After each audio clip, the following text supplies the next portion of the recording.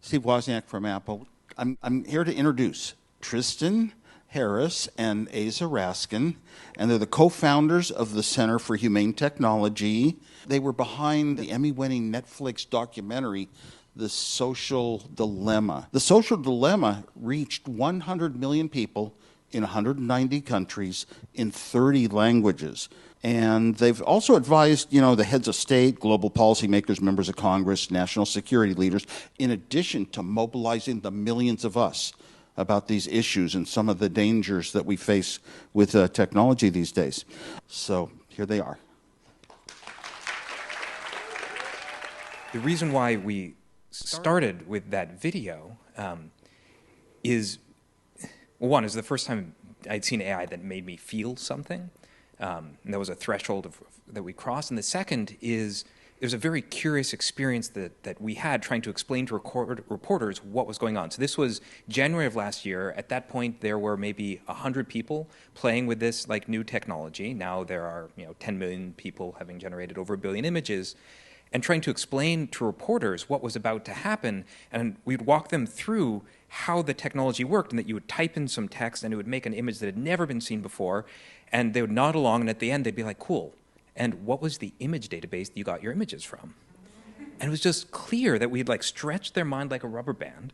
And then because this was a brand new capability, a brand new paradigm, their minds would snap back. And it's not like dumb reporters, it's like a thing that we all experience. And even in making this presentation, so many times realizing we have to expand our minds, and then we look somewhere else and it snaps back. And we just wanted to name that experience, because if you're anything like us, that'll happen to your minds throughout this presentation, especially at the end when you go home, you'll be like, wait, what did we just see?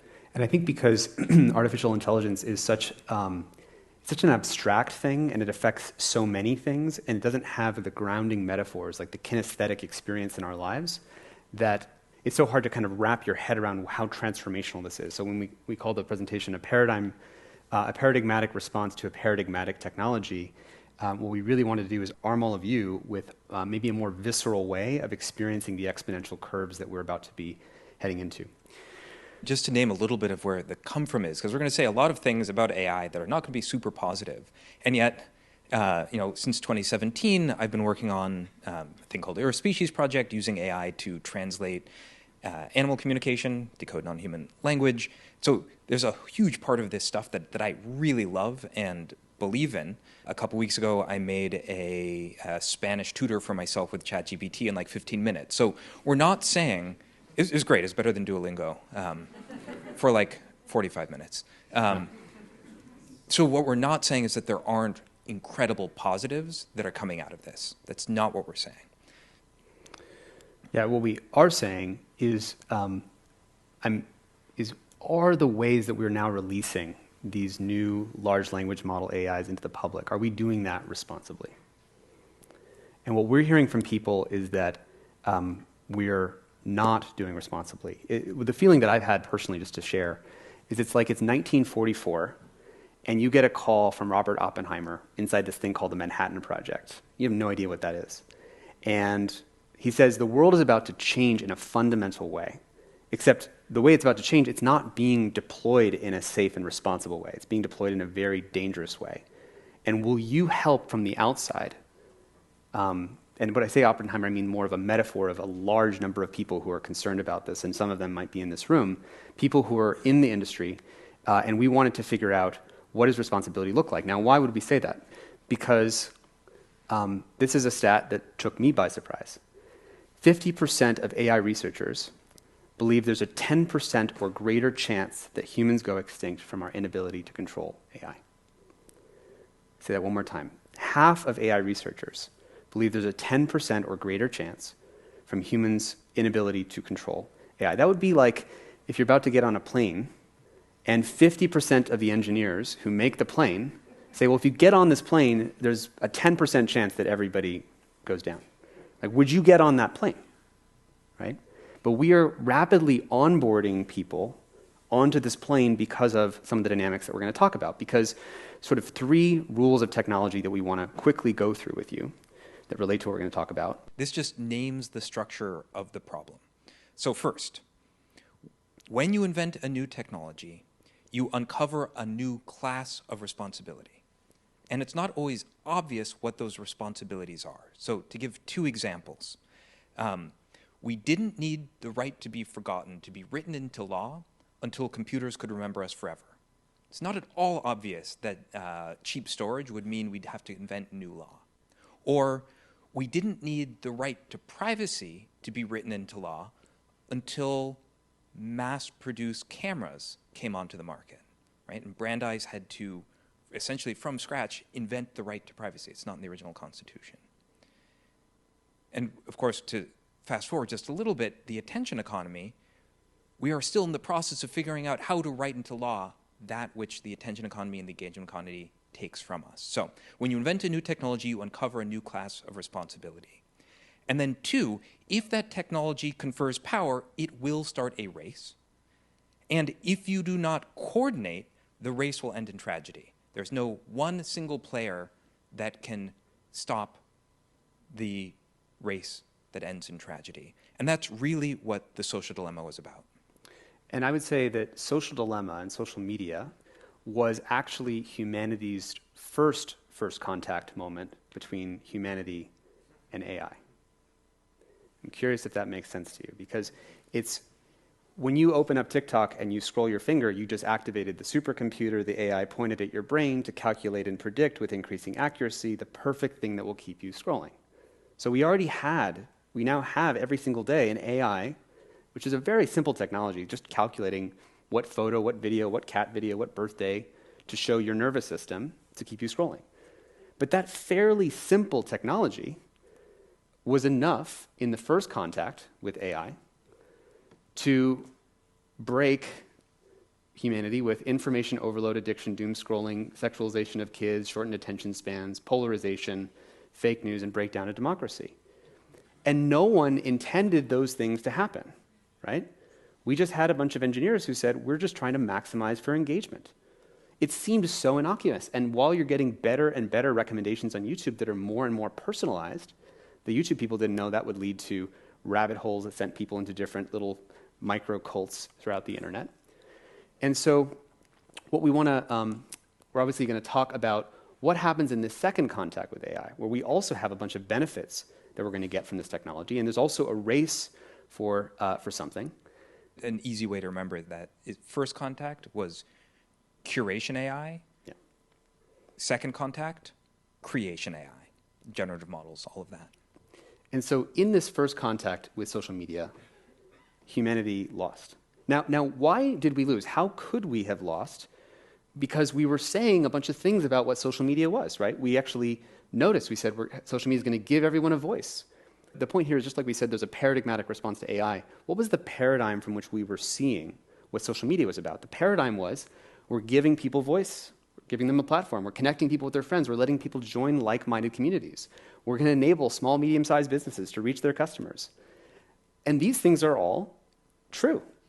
These are actual benefits. These are awesome benefits. These were not incorrect things to say. But one of the things we like to say is, behind this friendly face, there was some other problems. And people pointed them out. We've got an addiction problem, a disinformation problem, mental health, free speech versus censorship. But in our work, if you've been following it and saw Social Dilemma, we sort of said even behind that, there was actually this even deeper thing, which was this arms race, which we talked about in that third law of technology. And the arms race was for attention, what became the race to the bottom of the brainstem. And that was created this kind of engagement monster that was this AI that was just trying to maximize engagement. So while these things on the left are true, we missed the deeper paradigm. And so we think that if we want to predict what's going to happen with these other AIs that are going to infuse themselves in society, we have to understand what's actually behind the narratives that we're using to talk about it. And just note, if you try to solve these problems, addiction, disinformation, mental health, on their own, you're going to be playing whack-a-mole and you're not going to get to the sort of like generator functions. You're not actually going to solve the problem. And it's important to note that maximize engagement actually wasn't, it rewrote the rules of every aspect of our society, because it took these other core aspects of our society into its tentacles and took them hostage. So now children's identity is held hostage by if you're 18 years old and you don't have a Snapchat account or an Instagram account, you don't exist, right? It has held that hostage. You are socially excluded if you don't do that. Media and journalism don't happen or can't exist outside of being on Twitter and being able to promote yourself on Twitter. National security now happens through social media and information warfare, politics and elections. These things are now run through this engagement economy, which has infused itself and entangled itself, which is why it's now so hard to regulate. And part of why we wanted to call this moment here is we believe major step functions in AI are coming, and we want to get to it before it becomes entangled in our society. So in this second contact moment with GPT-3, it's first to notice, have we actually fixed the misalignment problem with social media? Nope. And we haven't because it's become entangled. Now, if we talk about the second contact moment, which we focus on GPT-3, these new large language models we're going to get into, what are the narratives that we're talking about now, right? We're saying AI is going to make us more efficient. It's going to help us write things faster, write code faster, it solve impossible scientific challenges, solve climate change, and help us make a lot of money. And these things are all true. These are real benefits. These are real things that are going to happen. And also behind that, we've got this weird, creepy face again. We've got people worried about, well, what about AI bias? What if it takes our jobs? We need transparency. Hey, AI is acting creepy to this journalist at the New York Times who wants to blackmail this reporter. And behind all that is this other kind of monster. And this monster is a set, because AI underneath the hood has grown, and we're going to go into this in a second, this monster is increasing its capabilities, and we're worried it's going to entangle itself with society again. So the purpose of this presentation is to try to get ahead of that. Because in the second contact with AI, and don't worry, we're going to get into all of this, these are the kinds of things that we're worried we're going to see. And so we are coming to you as if we're time travelers, coming back in time, because we have been asked by people, again, who are in the industry, who are worried about where this goes. And importantly, we are not here to talk about everything we're going to talk about in terms of bad AI stuff. It's not the AGI apocalypse. What is the AGI apocalypse, Asa? So, just to be clear, a lot of what the AI community worries most about is when there's what they call takeoff, that AI becomes smarter than humans in a broad spectrum of things, begins the ability to self-improve, then we ask it to do something. The old standard story of be careful what you wish for because it'll come true in an unexpected way. You wish to be the richest person, so the AI kills everyone else. It's that kind of thing. That's not what we're here to talk about, although that is like a significant and real concern. And we'll say that there's many reasons to be skeptical of AI. I have been skeptical of AI. AI maybe a little bit less so. Maybe a little bit less so. I've been using it to try to decode animal communication. But at the same time, I think this is all our experience of using AI, or at least AI in the past. Siri set a 9-hour and 50-minute timer. Playing the Beatles. I think Tom Gruber is in the room, right? Help make this thing. Co-founder of Siri. Co-founder of Siri. I'm sorry. But something really different happened. AI has really changed, and it really started to change in 2017. There was sort of a new AI engine that got invented, and it sort of like slept for around 3 years, and it really started to rev up in 2020. And I'm going to give sort of like a high-level overview. So this is like a 50,000-foot view of AI. If you were to double-click and go in there, you'd see lots of different kinds of things and different species of AI. But I wanted to give you like the trend lines so we could synthesize it. So what is the thing that happened? Well, it used to be, when I went to college, that there were many different disciplines within machine learning. There's computer vision, and then there's speech recognition, and speech synthesis, and image generation. And many of these were disciplines so different that if you were in one, you couldn't really read papers from the other. There were different textbooks, there were different buildings that you'd go into. And that changed in 2017 when all of these fields started to become one.